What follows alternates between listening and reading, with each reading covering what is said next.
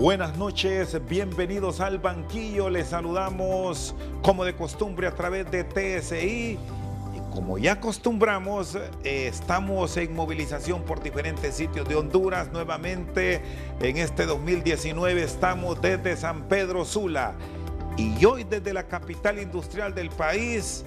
Como hemos tenido otras entregas en el pasado, vamos a hablar de temas de interés de Honduras. ¿Qué visión tiene la sociedad civil sanpedrana, los profesionales del derecho de lo que está pasando en cuanto a la aplicación de justicia en Honduras? Estos temas hoy los desarrollamos con el abogado Ramón Enrique Barrios. Buenas noches, muchas gracias. Bienvenido, ¿qué tal? Muy bien, agradecidos que el banquillo venga a San Pedro Sula, que pensamos en San Pedro Sula. Mire la importancia de San Pedro Sula y del Valle de Sula.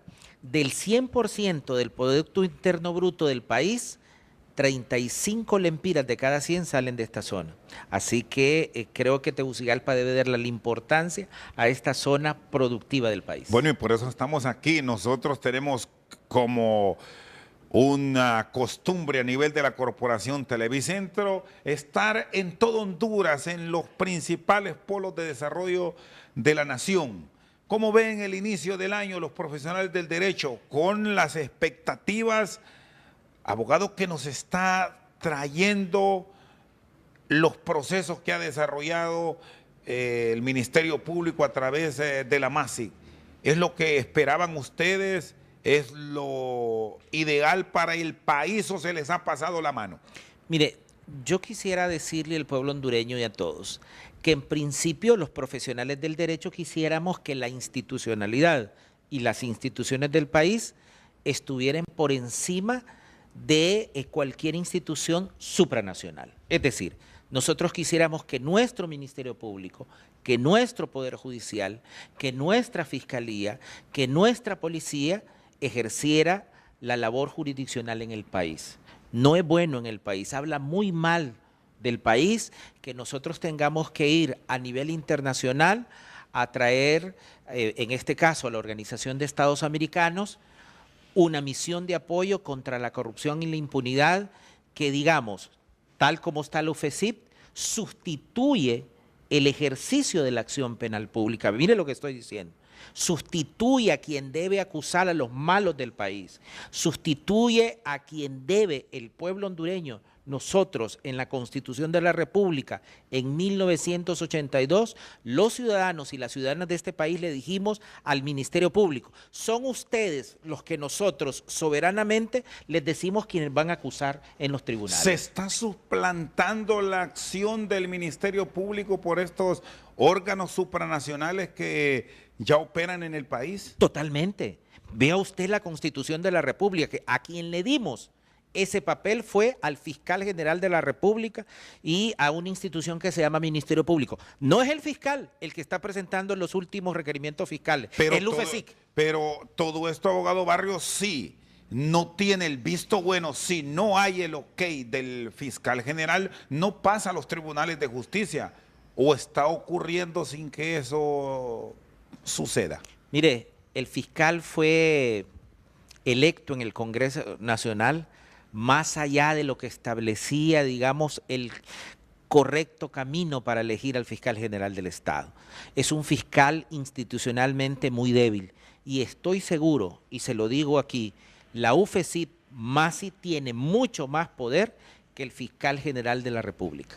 Pero ¿cómo entender esto? Usted que es parte también de la sociedad civil aquí en San Pedro Sula, porque aquí como que entramos en contradicciones a nivel del país, porque antes de venir estos organismos a apoyar el combate a la corrupción, los deseábamos, los pedíamos a gritos, vengan, hasta la misma clase política, pero ahora como que cuando los tocó ya no nos gusta, ustedes están mal, ustedes se les está pasando la mano y la crítica viene. Mire, lamentablemente yo decía al principio que nosotros quisiéramos que fuera nuestra Fiscalía y nuestro Ministerio Público quien acusara a los malos, a los corruptos de este país. Como nuestra institucionalidad no pudo estar a la altura de las circunstancias, la sociedad civil y en las calles, ciudadanos y ciudadanas, pedimos que viniese un organismo internacional. Lamentablemente, no debe ser así. Y vino la UFESIP-MASI. Ahora, pero hay que entender que la UFESIP-MASI no está por encima de la ley, no está por encima de la Constitución de la República. Finalmente, quien debe tener la soberanía en un país somos todos los ciudadanos. ¿Qué implica la soberanía? Que nosotros, los 8 millones de hondureños, somos los que decimos finalmente cómo se va a establecer la ley en el país y cómo se va a aplicar.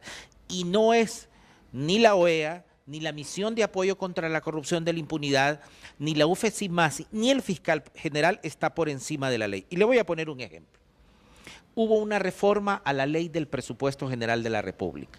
Personalmente no estaba de acuerdo, pero fue reformada en un instituto, en un poder del Estado que se llama Poder Legislativo del país. Y los congresistas que estén ahí están en representación del pueblo hondureño. Me guste o no, son nuestros representantes soberanos en el Congreso Nacional. ¿Y para qué están los congresistas? Para hacer las leyes. Esa acción que, por cierto, se reactive en los próximos días a nivel del Poder Judicial, ¿siente que no va a tener el éxito que aspira el Ministerio Público?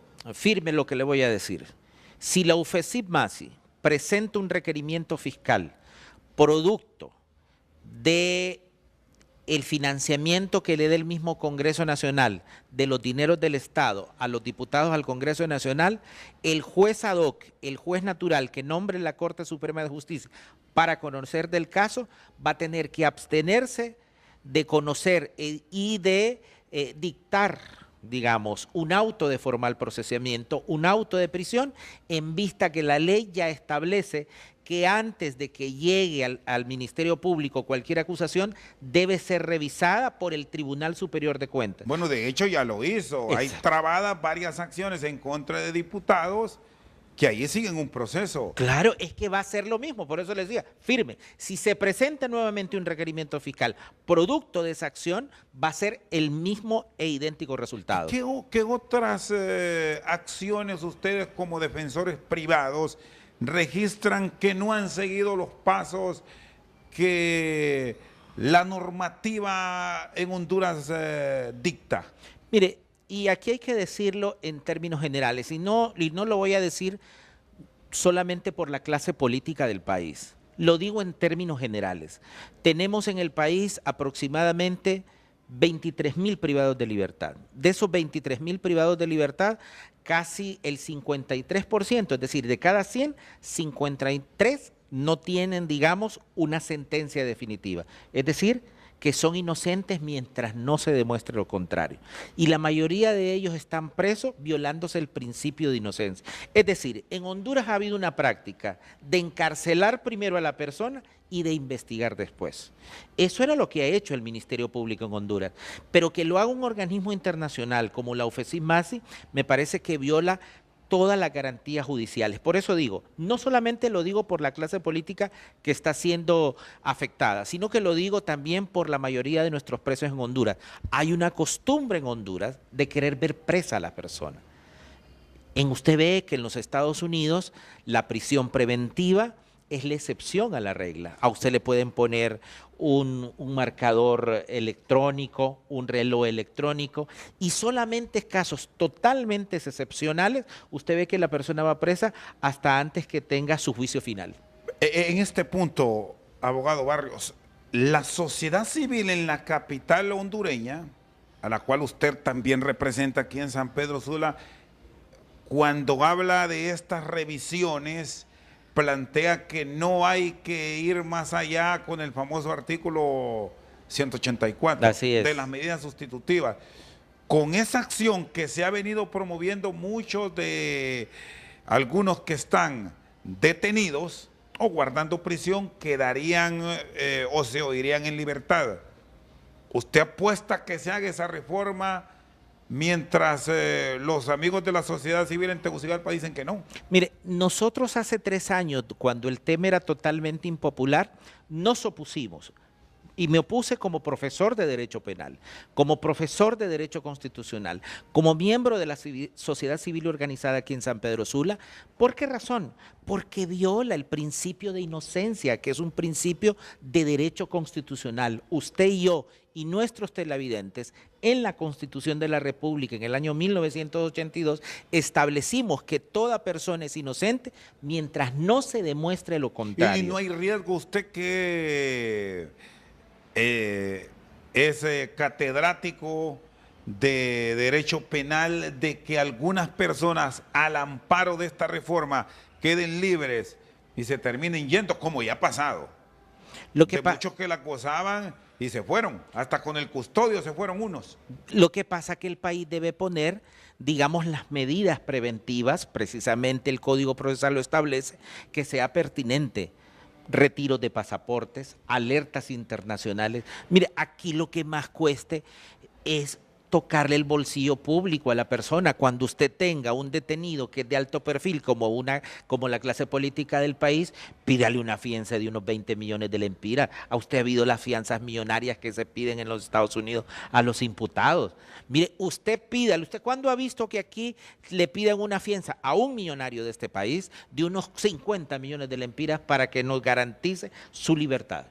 Entonces, me parece que el mismo Estado debe adoptar las medidas necesarias para garantizar la presencia de los ciudadanos en el juicio final que se hace en los tribunales de justicia. Debe entrarle el Congreso Nacional, ahora que están en sesiones, finalizando esta primera legislatura del actual periodo, a esos temas, de revisar, aun y cuando hay sectores que dicen que no, que todo está correcto con esto del Código de Procedimientos Penales, las medidas sustitutivas, ¿deben verse? Totalmente. Mire, es que hace 3 años nosotros nos opusimos, por eso decía. Por ejemplo, ¿qué delitos? ¿A qué delitos? Usted, entonces, ¿a qué delitos usted los excluiría? Que se oiga en libertad al señalado. Es que el principio en el derecho penal es que todos los delitos, porque el principio constitucional es que usted es inocente mientras no se demuestre lo contrario. No, de acuerdo, pero hay algunos que ya la misma ley los califica como graves, casos de narcotráfico, violación, pero ¿cuáles sí podrían ser excluidos? Es que mire, es que cuando usted encierra el delito, entonces puede ser que una persona haya matado en legítima defensa, por ejemplo. Es que es posible que una persona que haya narcotraficado, por ejemplo, haya sido utilizado como mula simplemente. Y esa persona realmente, cuando usted analiza, por ejemplo, que mulas, es decir, son las que transportan la droga, le doy un dato, hay 700 mujeres en el país privadas de libertad, frente a 23.000 hombres. De esas 700, el mayor delito que cometen las mujeres en Honduras, después del homicidio, que esta es una característica interesante, es el de haber transportado droga.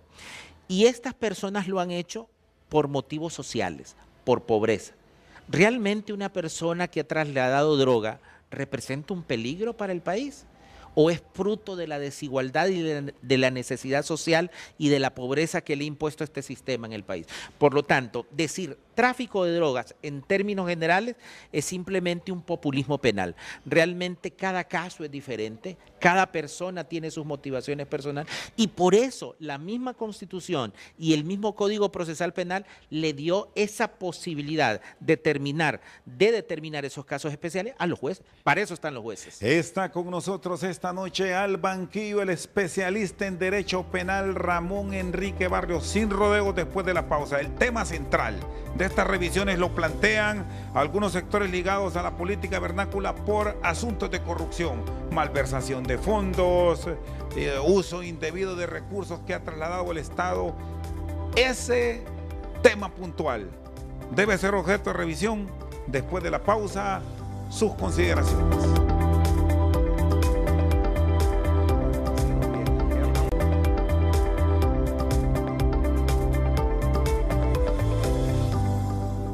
Sigue con nosotros esta noche al banquillo el abogado Ramón Enrique Barrios. ¿Ha cambiado la percepción del ciudadano? Ustedes que manejan muchos números en sociedad civil, a nivel del Valle de Sula en cuanto al combate a la corrupción? Si vemos los resultados del 2018 que recién se nos fue, abogado. Mire, no hay duda de que se han presentado requerimientos fiscales. No hay duda de que se ha intentado por el Ministerio Público y esencialmente por la UFESI-MASI presentar requerimientos fiscales. Pero nosotros lo que sentimos es que no se ha atacado el grueso del asunto. Si usted ve, en términos internacionales, seguimos siendo uno de los países más corruptos a nivel latinoamericano y sentimos nosotros que hay un derecho penal de aplicación de dos velocidades. Uno, para la clase pobre, pero que la clase pudiente no se toca, no se toca. Mire, para que haya corrupción, hay corruptores. Y aquí en los corruptores a nivel del país hay empresarios, hay militares, y usted no ve un pez gordo, digamos, acusado por la UFESI-MASI. ¿No le convencen estas acciones que se presentaron en los últimos meses y días? Últimamente han ido dirigidos a diputados y diputadas del Congreso Nacional, producto esencialmente del presupuesto que le daban a los congresistas para fines políticos, que ya lo establecía el reglamento. Incluso quienes tienen que show político, ¿comparte eso usted? Es que en el país hay corrupción más grande que esa. No hay duda de que el país ha perdido más dinero, que funcionarios públicos han hurtado lo que es suyo, mío y de los televidentes en grandes proporciones. ¿Qué casos, qué lugares falta tocar, gruesos, así para que caigan los que de pronto la ciudadanía espera y no los mismos, o esos pobres que usted dice? No, es que es cierto. Bueno, vuelvo al dato. A mí me gusta trabajar mucho con las estadísticas. El país tiene 23,000 privados de libertad y el 98% pertenece a la clase más pobre del país. Pareciera entonces que solo los pobres delinquen en el país y los ricos no delinquen, y no es cierto. El país está catalogado como un país de los más corruptos a nivel latinoamericano y por gracia de Dios usted ve, no ve nunca ningún rico que esté guardando prisión. Y con esas acciones y estos nuevos bríos con los que está el Ministerio Público y el acompañamiento de la MASI, ¿percibe que ha cambiado el país?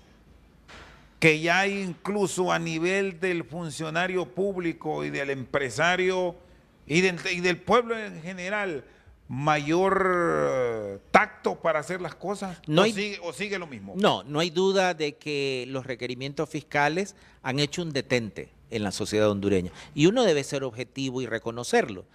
Hoy el funcionario público no hay duda que sigue hurtando el patrimonio nacional, pero lo hace con mucho más precaución. Mire, hay transacciones a nivel internacional.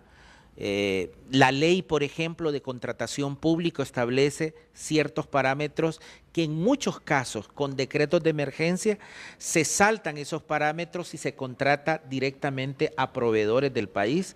Mire, los casos de corrupción en medicina, en la compra de medicinas del país, siento que no se ha atacado. Los casos de corrupción en la construcción de carreteros y edificaciones del país tampoco se ha atacado. Y las contratas, digamos, en los grandes puertos del país tampoco se han atacado. Entonces me parece que la UFESI-MASI queremos más de ese show político que está haciendo. Queremos ver los verdaderos peces gordos del país.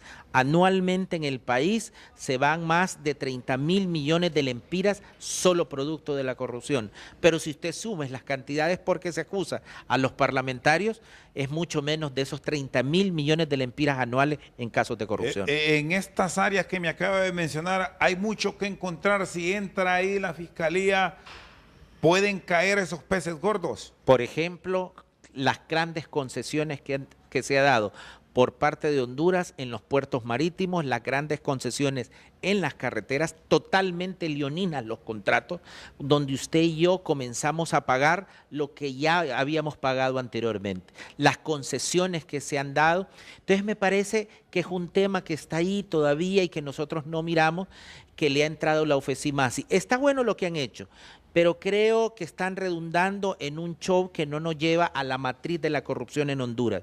Y realmente el país y nuestros jóvenes, sobre todo nuestra juventud, está sufriendo por la falta de oportunidades. Usted va a un hospital público y no hay medicinas. Y le voy a dar un dato. ¿Cuántos hospitales se hicieron en los últimos 10 años? ¿Cuántas escuelas y colegios se hicieron en los últimos 10 años? Entonces, vea usted, hace 10 años las carreteras de Honduras nos pertenecían a toda la sociedad.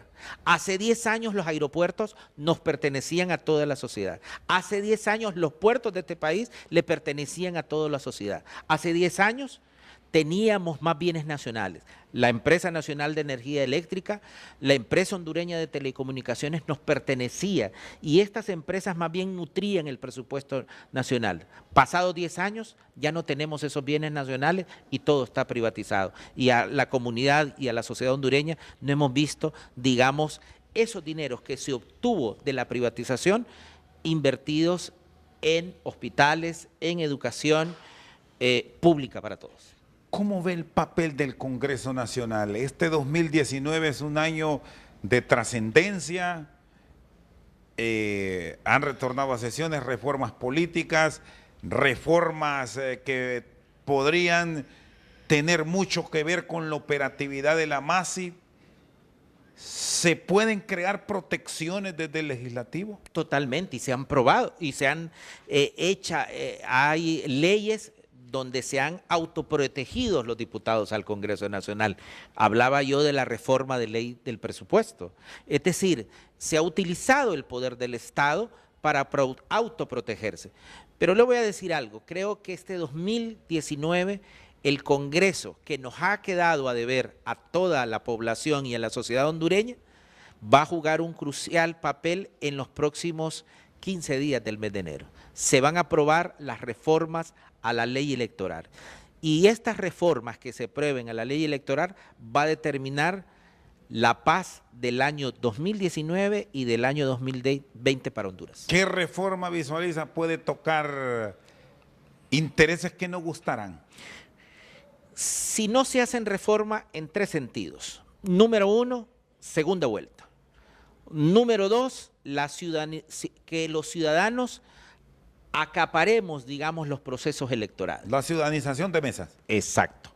Número 3, que haya un poder judicial que haga justicia electoral, que no la tenemos. En este momento, cuando la justicia electoral está determinada por la misma Corte Suprema de Justicia, debe haber una justicia electoral especializada. Y sobre todo debe darse la depuración del Registro Nacional de las Personas para que haya una nueva tarjeta de identidad totalmente confiable, donde sepamos cuántos hondureños somos y cuáles son los hondureños que estamos ciudadanizados para poder votar. ¿Qué le depara al Parlamento hondureño si siguen las acciones que hasta ahora sí se han presentado de la MASI señalando a muchos diputados? O sea, vemos el caso Planeta Verde, la Fe de Ratas, manejo de recursos a través del fondo departamental, donde siempre están diputados. De los 3 poderes del Estado, el más desacreditado, sin lugar a dudas, ha sido el Congreso Nacional de Honduras. De toda la comunidad política y de la clase política hondureña, los diputados son los más desacreditados en Honduras. Pero este año de 2019 tienen la oportunidad de identificarse con la población hondureña.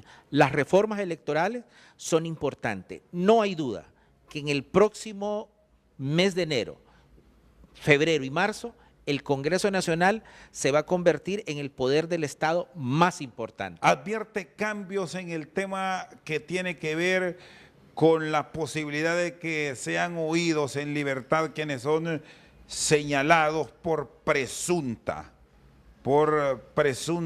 irregularidad en el manejo de recursos? Yo creo que hay una presión a nivel internacional que en este momento no ha hecho que el Congreso Nacional tenga la capacidad moral de legislar sobre eso. Aunque de manera... Siente que eso no lo van a tocar. No lo van a tocar en este momento porque sienten que no tienen el apoyo de la ciudadanía. Tenemos seriamente diputados, y usted ha dicho, hasta de junta directiva que han sido encartados por el Ministerio Público con requerimientos fiscales, y esa falta de moralidad ante la ciudadanía hondureña hace que esa reforma todavía no sea el momento para tocarlo. Pero una vez... Y le advierto que en el trimestre pase lo de las reformas electorales, no tengo la menor duda que en el segundo semestre va a ser un tema que se va a legislar en Honduras. Está con nosotros esta noche al banquillo el abogado Ramón Enrique Barrios. Sin casaca después de la pausa, la sociedad civil se ha pasado también la mano en alguno de ellos en estar metiéndose en casos que no les competen. ¿Han tenido discrepancia ustedes a nivel de las organizaciones por las acciones que se están tomando? Después de la pausa tenemos aquí las respuestas.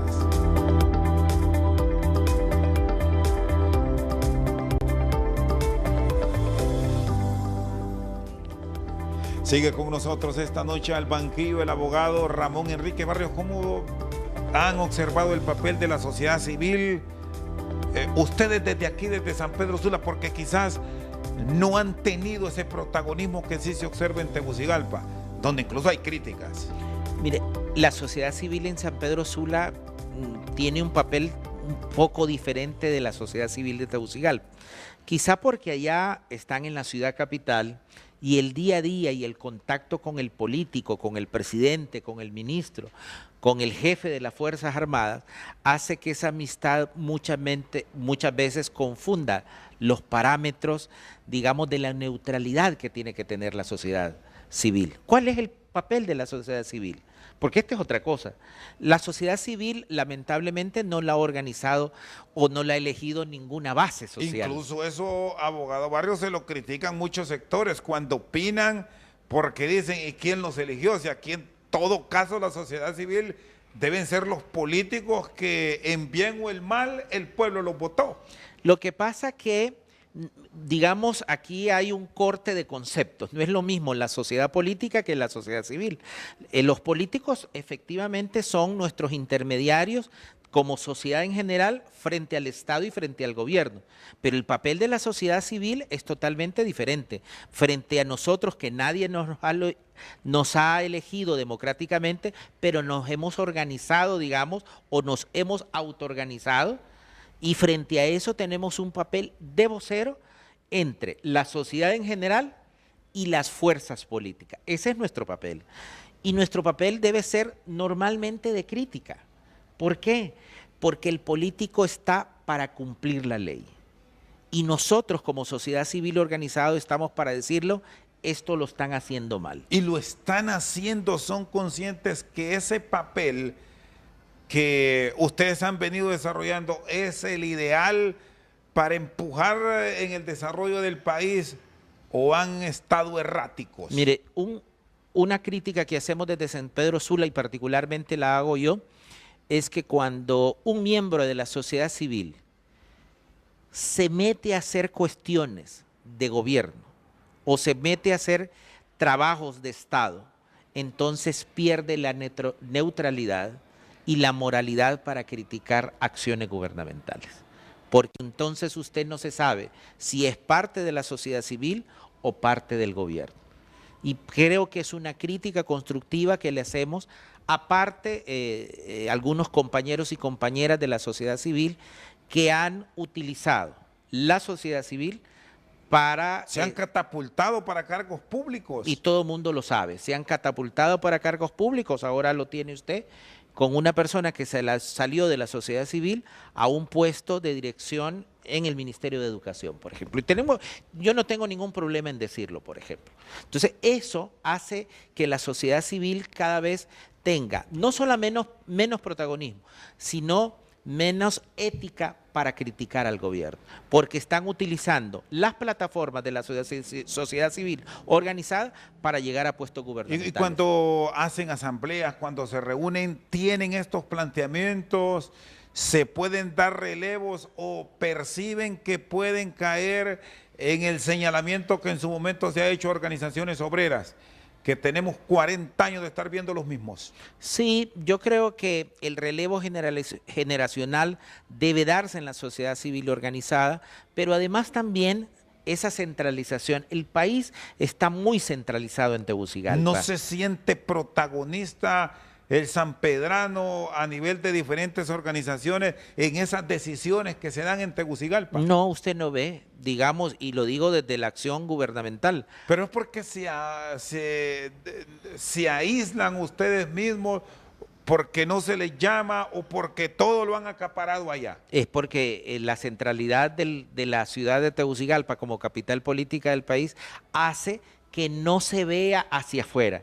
Y por ejemplo, en una ciudad como San Pedro Sula, la mayoría de nosotros en la sociedad civil organizada o en nuestros trabajos no dependemos de puestos públicos, dependemos, digamos, de la empresa privada o de la generación pública. Eso hace que nosotros también el fenómeno de la participación política y de la escogencia de los políticos sea totalmente diferente a cómo se vota en Tegucigalpa. Y entonces hace que la visión del político centrado en la ciudad de Tegucigalpa tome de menos a los ciudadanos y a las ciudadanas que somos de San Pedro Sula o de otra parte del país. ¿En qué áreas sí sienten ustedes que la valoración que le han dado al aporte que como sociedad han hecho sí son válidas y que ustedes la respaldarían? Porque de los dos últimos movimientos macros que ha hecho el gobierno, justamente es impulso de sociedad civil. Hablamos de educación y salud. Totalmente de acuerdo, y estamos de acuerdo. Le voy a poner un ejemplo. Mire, el problema del 100% de la educación del presupuesto en este momento. Más del 85% se va a ir en sueldos y salarios. Así que el ministro de Educación, así diga que va a hacer cambios estructurales, miente. Porque si usted tiene 100 lempiras y de esos 100 lempiras, 85 se van a ir en sueldos y salarios, pues con el restante, que son 15 lempiras, no va a hacer cambios estructurales. Así que nosotros no esperamos cambios esenciales, ni en salud y en medicina. Por ejemplo, en medicina escuchaba al nuevo rector de medicina que iban a invertir no sé cuántos millones ahora y en dotar a los hospitales. Bueno, y mi pregunta es, ¿y qué hicieron los 4 años anteriores entonces? Porque entonces se van... 4 años se fueron en nada y hoy se dan cuenta que sí necesitábamos medicinas en los hospitales. Que los médicos, por muy buenos que sean, no pueden hacer mayoría si no tienen las provisiones y los insumos. Es decir, perdimos 4 años, entonces teníamos malos gestores. Entonces me parece que hay todo un populismo, tanto en medicina y salud, y que creo que va a ser más de lo mismo. ¿De qué áreas se excluirían que ustedes ya observan que se les está utilizando o que algunos se han más bien aprovechado de la misma para seguir? Mire, el país ya no puede seguir invirtiendo la cantidad de dinero en las Fuerzas Armadas de Honduras. No somos un país que estamos en guerra con nuestros vecinos y esa cantidad de millones que se están invirtiendo en las Fuerzas Armadas de Honduras... argumentan que hay apoyo al tema de la seguridad ciudadana. Mire, pero es que estamos confundiendo la seguridad ciudadana con la seguridad militar. Son dos conceptos totalmente diferentes. La seguridad ciudadana no solo implica que se arme a las Fuerzas Armadas y que se arme a la policía. La seguridad ciudadana implica que nuestros niños que vayan a la escuela pública por lo menos tengan una merienda escolar todas las mañanas, todos los desayunos, que nuestra niñez pueda desayunar en las escuelas públicas. Eso es parte de la seguridad ciudadana. La seguridad ciudadana implica que nuestros jóvenes puedan ir a la escuela media y a la universidad pública y les garantices iguales oportunidades con respecto a los hijos que van a las escuelas privadas y a las universidades privadas. Esa es seguridad ciudadana. Entonces estamos confundiendo el concepto de seguridad ciudadana con seguridad militarizada. Está con nosotros esta noche al banquillo el abogado Ramón Enrique Barrios. Una pausa, en breve continuamos esta noche desde San Pedro Sula.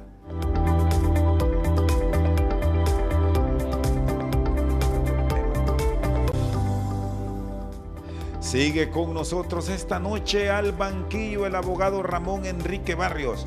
Bueno, ejerce una profesión delicada y por la forma en que se expresa no le ha generado problemas.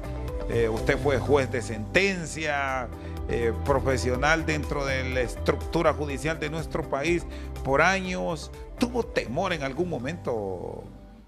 ¿Amenazas, abogado? Mire, yo fui por 14 años juez del Tribunal de Sentencia de San Pedro Sula. Por supuesto que tuve amenazas. Mandar en el campo penal de donde yo vengo del Poder Judicial, digamos, condenar a ciudadanos y ciudadanas no es, digamos, agradable como personas humanas. No me gustaba mandar a ciudadanos. Y le tocó hacerlo. Por 15 o 20 años, por supuesto. ¿Cuál fue la sentencia más ejemplarizante para cambiar a un ciudadano que había cometido un delito que dictó? Mire, más de eso quiero contar una anécdota que me parece muy importante. Conocí un caso de homicidio de un joven de 19 años. En materia penal, antes de dar una sentencia definitiva, usted le da la palabra a la persona que va a condenar. En este caso íbamos a condenar por homicidio a un muchacho de 19 años. Este muchacho me pidió la palabra antes de oír la sentencia y me dijo: mire, señor juez, yo sé que usted me va a condenar porque efectivamente yo he aceptado que maté a una persona. Era confeso. Era confeso y pertenecía a una de las maras aquí en San Pedro Sula. Pero hoy ese Estado, me dice, mire cómo me lo dijo, ese Estado que hoy me va a mandar a una cárcel, ¿dónde estaba ese Estado? Porque yo soy el mayor de 8 hermanos y mi madre era una prostituta, me dijo. Y a la edad de 9 años, mi madre ejercía la prostitución y yo era el mayor. ¿Y dónde estaba el Estado? Porque yo nunca fui a la escuela. Y usted me ha dicho que todos los ciudadanos y niños de este país teníamos derecho a ir a la escuela. ¿Dónde es ese Estado que hoy me manda a la cárcel? ¿Cuándo estuvo? Cuando yo estuve 8 años. A los 10 años en el prostíbulo donde mi mamá trabajaba, me violó uno de los clientes de mi madre. ¿Y dónde estuvo ese Estado? Me dice, que debía protegerme a los 10 años. Y a los 11 años, me dice, yo me fui de la casa porque solo me daban golpes, había sido violado por uno de los clientes de mi madre. ¿Y dónde cree que fue la primera vez que alguien me dio amor? Porque yo no conocía lo que era amor de padre ni de madre, pero que una persona se preocupaba por mí. ¿Dónde cree que me daban comida a los 3 tiempos? En la mara. Por primera vez yo sentí que, digamos, le servía a alguien y que alguien me protegía. Y mire los valores invertidos de este joven. Es cierto que maté a una persona, porque la mara, los mareros matamos, dice, pero no violamos. Y uno de los compañeros había violado a una persona. Y entonces se le ordenó a él matar al otro compañero por una violación de una ciudadana. Entonces estoy aquí, pero ¿dónde ha estado el Estado los últimos 18 años de mi vida? Y con tan mala suerte que este muchacho que nosotros condenamos, lo mandamos porque en ese momento nosotros creíamos que donde él se podía regenerar era en el centro penal de Comayagua.